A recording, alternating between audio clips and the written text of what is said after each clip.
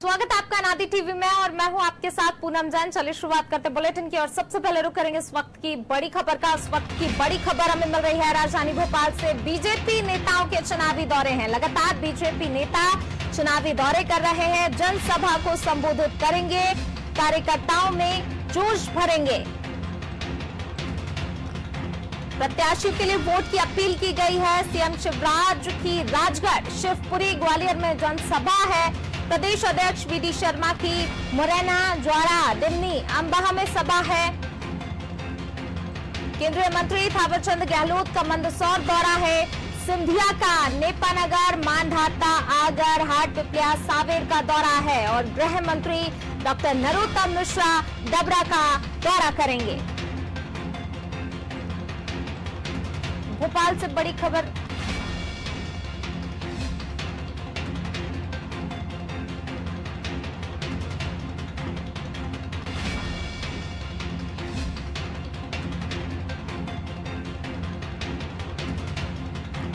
राजधानी भोपाल से आपको खबर बता रहे हैं। बीजेपी नेताओं के चुनावी दौरे हैं, जनसभा को संबोधित करेंगे, कार्यकर्ताओं में जोश भरेंगे। तो बड़े नेताओं के ये बीजेपी स्टार प्रचारकों के दौरे लगातार जो है, सीएम शिवराज भी दौरे कर रहे हैं। आज भी सीएम शिवराज के दौरे हैं।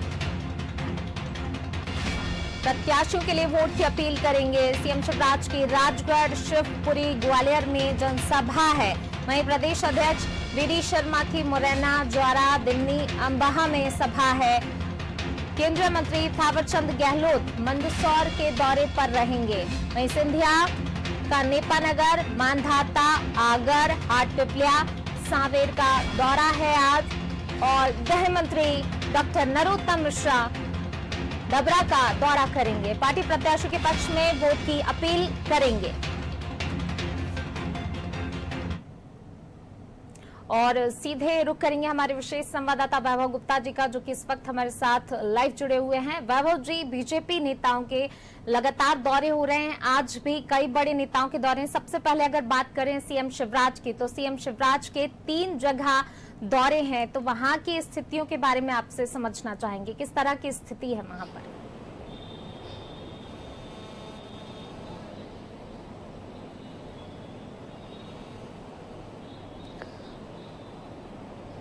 बिल्कुल पूनम, उपचुनाव को लेकर 3 नवंबर को मतदान होना है। उससे पहले बीजेपी ने अपनी पूरी ताकत उपचुनाव वाली विधानसभा में झोंक दी है। मुख्यमंत्री शिवराज सिंह चौहान से लेकर संगठन के जो बड़े नेता हैं वो भी लगातार चुनावी सभाओं को संबोधित करके जनता के बीच में जा रहे हैं और बीजेपी के पक्ष में मतदान करने की अपील भी लगातार कर रहे हैं। हम देख रहे हैं कि मुख्यमंत्री शिवराज सिंह चौहान प्रतिदिन 2 से 3 सभाओं को संबोधित करते हैं, विपक्ष पर भी तमाम तरह के आरोप लगाते हैं और पिछले 7 महीने की सरकार, इसके साथ ही जो पहले सरकार रही है उस दौरान किस तरह के बीजेपी के द्वारा काम किए गए थे उसके बारे में भी जनता को बताते हैं और बीजेपी की योजनाओं के नाम पर वोट भी मुख्यमंत्री शिवराज सिंह चौहान मांग रहे हैं। तो आज मुख्यमंत्री शिवराज सिंह चौहान की बात की जाए पूनम, तो मुख्यमंत्री शिवराज सिंह चौहान सबसे पहले सुबह 11 बजे स्टेट हैंगर पहुंचेंगे, जहां पर ब्यावरा में स्थानीय कार्यक्रमों को शिवराज सिंह चौहान संबोधित करेंगे। वहां पर पार्टी कार्यकर्ताओं से उपचुनाव को लेकर जो रणनीति बनाई गई है, जो फीडबैक है, उस पर भी चर्चा की जाएगी। दोपहर 12:30 बजे पौड़ी विधानसभा मुख्यमंत्री शिवराज सिंह चौहान पहुंचेंगे। वहां पर बूथ स्तर के जो कार्यकर्ता है, बूथ मैनेजमेंट जिन कार्यकर्ताओं को संभालने हैं, जो पन्ना प्रभारी होते हैं, उन सबसे मुख्यमंत्री शिवराज सिंह चौहान मुलाकात करेंगे, 1-to-1 चर्चा करेंगे और क्या फीडबैक निकल कर आ रहा है पौड़ी विधानसभा में, किस तरह से विपक्ष की तैयारी है और किस तरह से बीजेपी कार्यकर्ता, बीजेपी का जो संगठन है मजबूती से काम कर रहा है और कहां पर थोड़ी सी कमजोरी भी अगर नजर आ रही है तो उसको दूर करने के लिए किस तरह की रणनीति बनाई जानी चाहिए, इसको लेकर बूथ स्तर के कार्यकर्ताओं से मुख्यमंत्री शिवराज सिंह चौहान चर्चा करेंगे। इसके बाद मुख्यमंत्री दोपहर 3:30 बजे ग्वालियर पहुंचेंगे। ग्वालियर की 2 विधानसभाएं हैं, एक ग्वालियर, एक ग्वालियर पूर्व, जहां पर मतदान होने हैं 3 नवंबर को। यहाँ पर भी मुख्यमंत्री शिवराज सिंह चौहान स्थानीय कार्यक्रमों में शामिल होंगे। और पार्टी के जो संगठन के जो नेता हैं जिनको जिम्मेदारी सौंपी गई है ग्वालियर विधानसभा की, उनसे बातचीत करेंगे और ग्वालियर क्या कहता है, ग्वालियर की जरूरतें क्या है, ग्वालियर में पार्टी की रणनीति कैसे बनाई गई है, विपक्ष किस तरीके से काम कर रहा है और किस तरीके से बेहतर काम करके संवाद करना है, कार्यकर्ताओं से, जनता से संवाद करना है। इन सब मुद्दों पर मुख्यमंत्री शिवराज सिंह चौहान कार्यकर्ताओं से बातचीत करेंगे, स्थानीय स्तर पर नेताओं से भी बातचीत करेंगे। जी वैभव जी, आपसे साथ ही इसके बाद प्रदेश अध्यक्ष वीडी शर्मा, उनके भी दौरे हैं लगातार मोरैना, जौरा और दिमनी अम्बाहा में वीडी शर्मा भी जनसभा को संबोधित करेंगे। अगर इन चारों जगह की आपसे स्थिति समझना चाहे, वहाँ के क्या कुछ समीकरण हैं और वहाँ पर अगर बीजेपी की स्थिति की बात की जाए तो किस तरह की स्थिति बीजेपी की वहाँ पर दिखाई दे रही है?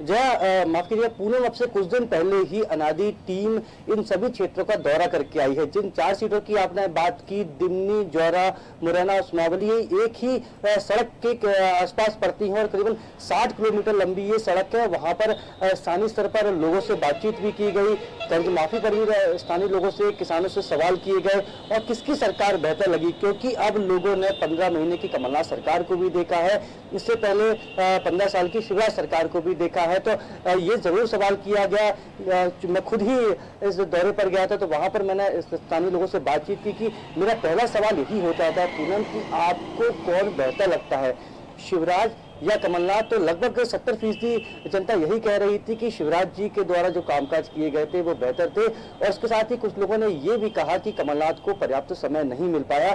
तो वहां पर रोजगार की समस्या नहीं है, वहां पर बुनियादी समस्या, जो बुनियादी सुविधाएं होती है उसकी भी समस्या नहीं है। अधिकांशतः जो क्षेत्र है वो खेती किसानी पर निर्भर करता है, वहां पर पानी भी बेहतर है और चंबल के बीहड़ों को किस तरीके से समतल किया जा रहा है, समतल करके एक बेहतर तरीके से समतल खेत बनाया जा रहा है, ये भी एक हैरान कर देने वाली बात थी। क्योंकि आमतौर पर मुरैना भिंड का जो इलाका है वो बीहड़ों का इलाका माना जाता है और लोग शाम ढलने के बाद उन इलाकों में जाने से डरते हैं, लेकिन अब वहां के किसान उन्नत तरीके से खेती कर रहे हैं और बीहड़ों को समतल बना दिया है और वहां पर पानी की उपलब्धता के चलते बेहतर तरीके से खेती भी हो रही है। तो इन्हीं 4 विधानसभा सीटों पर बीडी शर्मा का फोकस है, क्योंकि मुरैना से बीडी शर्मा भी आते हैं और वो बेहतर तरीके से पूरे क्षेत्र को समझते हैं। तो लगातार बीजेपी के प्रत्याशियों के समर्थन में बीडी शर्मा सभा को संबोधित कर रहे हैं, कार्यकर्ताओं से बातचीत कर रहे हैं और खुद रणनीति बनाकर रणनीति को अमली जामा पहनाने की कोशिश भी बीडी शर्मा के द्वारा की जा रही, क्योंकि स्थानीय स्तर के नेता हैं, स्थानीय स्तर पर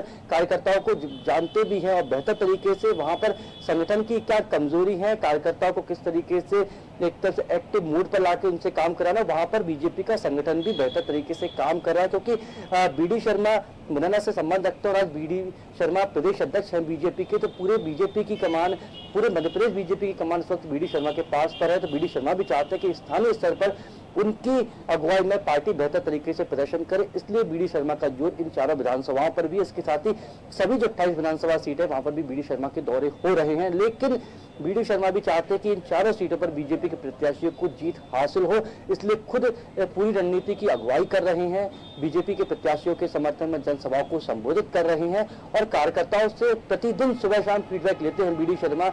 अगर कोई कमजोरी नजर आती तो उसको दूर करने के लिए समय रहते निर्देश भी दिए जाते हैं। जी वैभव जी, वहीं अगर बात करें मंदसौर विधानसभा सीट की, तो मंदसौर में केंद्रीय मंत्री थावरचंद गहलोत का दौरा है, वहां की क्या कुछ स्थितियां, क्या कुछ समीकरण मंदसौर सीट की अगर बात की जाए तो?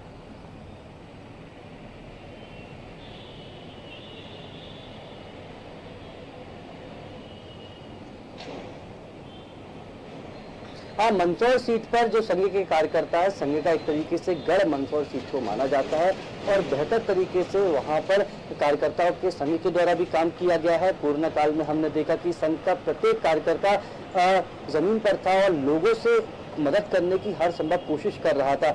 हाईवे से बड़ी संख्या में लोग अपने गृह राज्य की ओर जा रहे थे, तो उनके खाने पीने का जो प्रबंध है उसका भी उसकी जो जरूरतें हैं वो भी बीजेपी और संघ के कार्यकर्ताओं के द्वारा पूरी की गई थी। तो केंद्रीय मंत्री थावरचंद गहलोत का अच्छा प्रभाव है मंदसौर विधानसभा सीट पर, तो इसलिए उनको जिम्मेदारी सौंपी गई है। थावरचंद गहलोत लगातार कार्यकर्ताओं से बातचीत कर रहे हैं, लोगों के बीच जा रहे हैं और 15 महीने की कमलनाथ सरकार की क्या नाकामयाबी रही है उनके बारे में भी जनता को बता रहे हैं। और अब बीजेपी का क्या ब्लूप्रिंट है, अगर सरकार स्थिर रहती है तो इस सब के बारे में भी बातचीत कर रहे हैं। तो बेहद महत्वपूर्ण है, बीजेपी ने अपनी पूरी ताकत झोंक दी है। पूनम, प्रत्येक कार्यकर्ता की, प्रत्येक नेता की जिम्मेदारी है कि वो बीजेपी प्रत्याशी के समर्थन में ज्यादा से ज्यादा लोगों से मिले, ज्यादा से ज्यादा सभाओं को संबोधित करे और उपचुनाव के जो परिणाम आए उसमें बीजेपी के प्रत्याशी जीते। यही जो जिम्मेदारी है वो बीजेपी के नेता, बड़े नेता, स्थानीय स्तर के नेता, कार्यकर्ताओं को सौंपी गई है। जी वैभव जी, इसके अलावा ज्योतिरादित्य सिंधिया का भी दौराया। ज्योतिरादित्य सिंधिया नेपानगर, मांधाता, आगर, हाटपिपलिया, सांवेर के दौरे पर रहने वाले हैं। इन 5 सीटों की अगर बात की जाए तो किस तरह की स्थितियां, क्या कुछ मुद्दे वहां पर हैं, जनता किस आधार पर वोट देगी?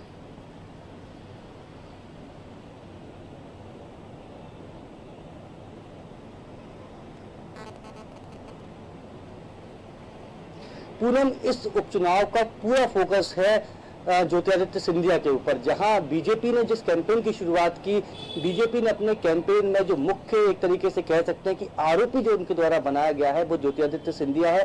कांग्रेस, माफ कीजिएगा, कांग्रेस की मैं बात कर रहा हूँ। कांग्रेस ने पूरा ही विलन के रूप में प्रोजेक्ट ज्योतिरादित्य सिंधिया को किया है। ज्योतिरादित्य सिंधिया की भी ये साख का सवाल है। ज्योतिरादित्य सिंधिया बेहद बहुत मेहनत कर रहे हैं, चाहे वो कोई सी भी विधानसभा हो। उनके समर्थकों के जिन्होंने इस्तीफे दिए थे उनके लिए तो ज्योतिरादित्य सिंधिया काम भी बेहतर काम कर रहे हैं, लेकिन जो अन्य लोग हैं जो सरकार गिरने के बाद जिन्होंने इस्तीफा दिया और बीजेपी में शामिल हुए, ज्योतिरादित्य सिंधिया उनके लिए भी दिन रात मेहनत कर रहे हैं, क्योंकि ज्योतिरादित्य सिंधिया को इस उपचुनाव में बताना है कि उनकी ताकत क्या है, इनके पास कितने कार्यकर्ता है, प्रदेश की जनता उनको कितना पसंद करती है। इसलिए ज्योतिरादित्य सिंधिया दिन रात इस उपचुनाव में लगा रहे हैं, कार्यकर्ताओं से प्रतिदिन बातचीत करते हैं, सभाओं को संबोधित करते हैं। तो हम आज की बात करते हैं। आज सबसे पहले सिंधिया सुबह 11 बजे नेपानगर के दरियापुर पहुंचेंगे, वहां पर सभा को संबोधित करेंगे। इसके बाद 12:30 बजे मांधाता पहुंचेंगे, मांधाता में मूली में आम सभा को संबोधित करेंगे, कार्यकर्ताओं से भी मुलाकात की जाएगी। दोपहर 2:30 बजे आगर के विजय नगरी में आम सभा को ज्योतिरादित्य सिंधिया संबोधित करेंगे और बूथ स्तर के कार्यकर्ताओं से बीजेपी की रणनीति पर चर्चा की जाएगी।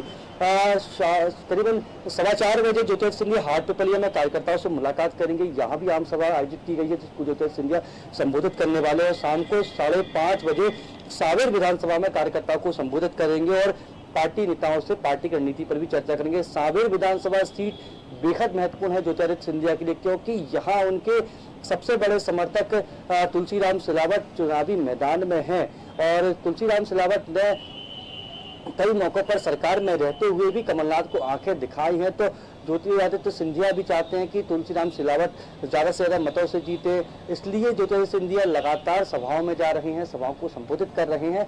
हालांकि कांग्रेस कोई भी मौका नहीं छोड़ती है, कोई सा भी मुद्दा नहीं छोड़ती है ज्योतिरादित्य सिंधिया को खेलने का, लेकिन ज्योतिरादित्य सिंधिया भी पूरी मेहनत के साथ अपने कार्यकर्ताओं के साथ लगातार क्षेत्र में सक्रिय हैं और सभाओं को संबोधित करके बता रहे हैं कि आखिरकार क्यों उन्होंने कांग्रेस का साथ छोड़ा। जी वही बात करें अब डबरा विधानसभा सीट की। डबरा से इमरती देवी प्रत्याशी हैं और आज गृह मंत्री डॉक्टर नरोत्तम मिश्रा डबरा के दौरे पर रहने वाले हैं।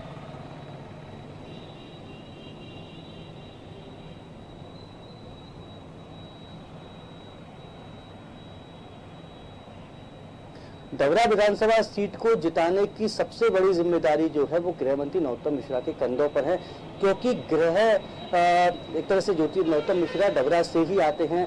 चूंकि डबरा सीट परिसीमन में आ गई, जिसके बाद उनको दतिया का रुख करना पड़ा। दतिया से इस वक्त नरोत्तम मिश्रा विधायक है और गृह मंत्री भी वर्तमान में बीजेपी की सरकार में है।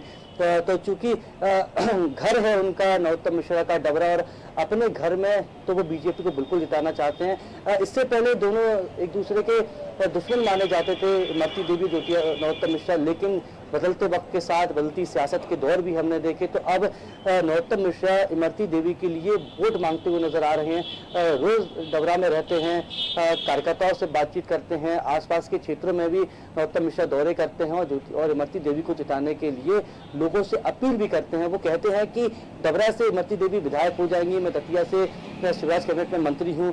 हालांकि इमरती देवी भी मंत्री हैं, तो बेहतर तरीके से डबरा का, दतिया का विकास हो सकेगा, इसलिए आप इमरती देवी को जिताइए और इमरती देवी को जिताना की जिम्मेदारी मेरे कंधों पर है, तो मेरे कंधों को और ज्यादा मजबूत कीजिए। जी वैभव जी, ये तो हो गई दौरों की बात। तमाम जो बड़े नेता हैं बीजेपी के वो लगातार दौरे कर ही रहे हैं। आज भी बड़े बड़े नेताओं के कई जगह दौरे हैं। दोनों ही पार्टियां जो है उपचुनाव जीतने की पूरी कोशिश कर रही हैं, लेकिन बसपा ने भी अपने प्रत्याशी उतार दिए हैं। तो बसपा कितनी सेंध यहाँ पर लगा सकती, कितनी कड़ा मुकाबला कांग्रेस बीजेपी बसपा के बीच रह सकता है?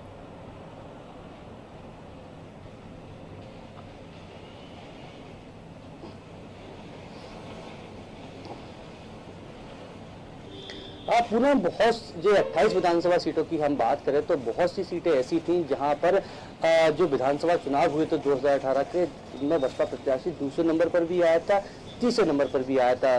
और जो 28 सीटों पर कांग्रेस ने अपने प्रत्याशियों के नामों की घोषणा की है उसमें से कुछ लोग ऐसे भी हैं, चाहे हम करेरा सीट की बात करें, करेरा सीट पर जो त्यागीलाल जाटव हैं वो बसपा से भी चुनाव लड़ते रहे हैं, तो वो अब कांग्रेस के टिकट पर चुनाव लड़ रहे हैं। तो बसपा से आयतित प्रत्याशियों को कांग्रेस ने टिकट दिया है। ग्वालियर चंबल संभाग में बसपा का अच्छा कुछ सीटों पर, पूरी सीटों पर नहीं पूनम, लेकिन कुछ सीटों पर जरूर बसपा का अच्छा खासा प्रभाव माना जा रहा है और बसपा के प्रत्याशी कड़ी मेहनत भी कर रहे हैं।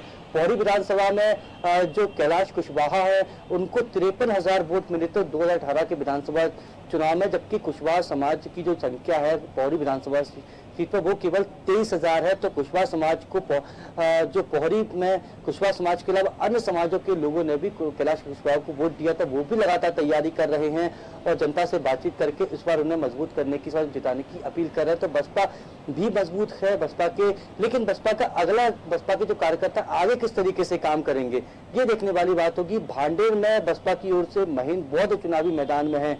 महीन बौद्ध के चुनावी मैदान में आने से कहीं ना कहीं जो कांग्रेस के प्रत्याशी हैं फूल सिंह वरैया, उनके ही, क्योंकि दलित वर्ग से ही दोनों आते हैं और दोनों ही का फोकस दलित वर्ग पर है, तो कहीं ना कहीं इसका जो फायदा है भांडेर में बीजेपी प्रत्याशी रक्षा सिरोनिया को मिल सकता है।